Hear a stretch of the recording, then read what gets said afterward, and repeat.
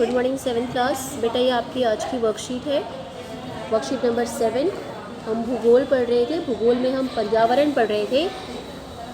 पर्यावरण में आपने पढ़ा था कि जो भी चीज़ें होती हैं आपकी आवश्यकताएं पूरी करती हैं वो पर्यावरण का हिस्सा है, और मनुष्य जो है वो अपने पर्यावरण के साथ क्रिया करता है, मतलब पर्यावरण के साथ रहकर अपनी आवश्यकताएं पूरी करता है और पर्यावरण में अपनी आवश्यकता के अनुसार बदलाव भी करता है। प्रारंभिक मानव ने स्वयं को प्रकृति के अनुरूप बना लिया था। जो पहले मानव था वो मानव क्या करता था, जैसे प्रकृति थी उसी के अनुरूप रहता था।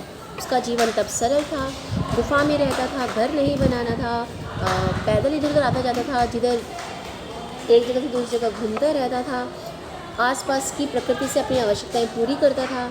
समय के साथ साथ जब उसकी आवश्यकताएं बढ़ी तो मानव ने क्या करा, पर्यावरण के उपयोग और उसमें परिवर्तन करने के तरीके सीख लिए। उसने फसल उगाना सीखा, पशु पालना सीखा, और उसने एक ही जगह पर रहकर जीवन जीना सीखा।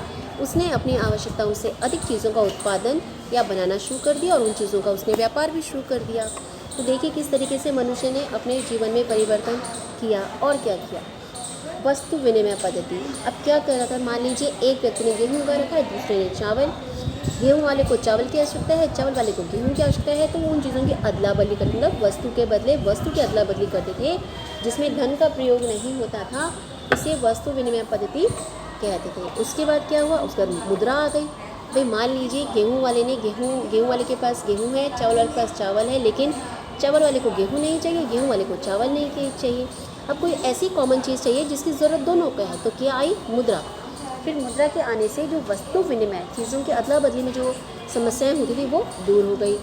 अब क्या है, अब देखिए अब नया क्या आवश्यकता है, कैसे हमने दोबारा बदला। अब आ गई प्लास्टिक मनी। अब कौन सा कार्ड है, डेबिट कार्ड है आपके पास, क्रेडिट कार्ड है आपके पास, ऑनलाइन हम पेमेंट कर देते हैं। तो आया ना बदलाव, पहले वस्तु विनिमय था, फिर मुद्रा आई, और फिर प्लास्टिक मनी आ गई। मानव ने अन्य लोगों के संपर्क में आना शुरू करा।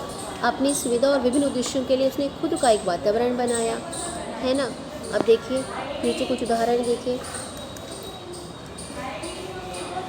देखिए मानव पर्यावरण के साथ कितनी सारी चीज़ें हैं। आप स्कूल जाते हैं, आप बैंक जाते हैं, मंदिर जाते हैं आप अपने धर्म के अनुसार, है ना। ये सारी चीज़ें क्या हैं, ये एक व्यक्ति का समाज है, एक व्यक्ति के आसपास का मानव पर्यावरण है, ठीक है। लॉकडाउन की परिस्थितियों को याद कीजिए, लॉकडाउन की परिस्थिति को याद कीजिए और निम्न की तालिका को पूरा कीजिए। मानव पर्यावरण का वह हिस्सा जो कार्य करता रहा। आपको बताना है कौन लॉकडाउन के अंदर भी कौन कौन लोग काम करते रहे और कौन कौन लोग काम नहीं करते रहे, ठीक है। तो ये आपकी वर्कशीट है, ज़्यादा वर्क नहीं है, लेकिन इसमें आपको क्या करना है, सिर्फ यही याद रखना है, एक वस्तु विनिमय पद्धति किसे कहते हैं, ठीक है, और किस प्रकार से बदलाव करा मनुष्य ने। तो ये तीनों उदाहरण आपको देने हैं।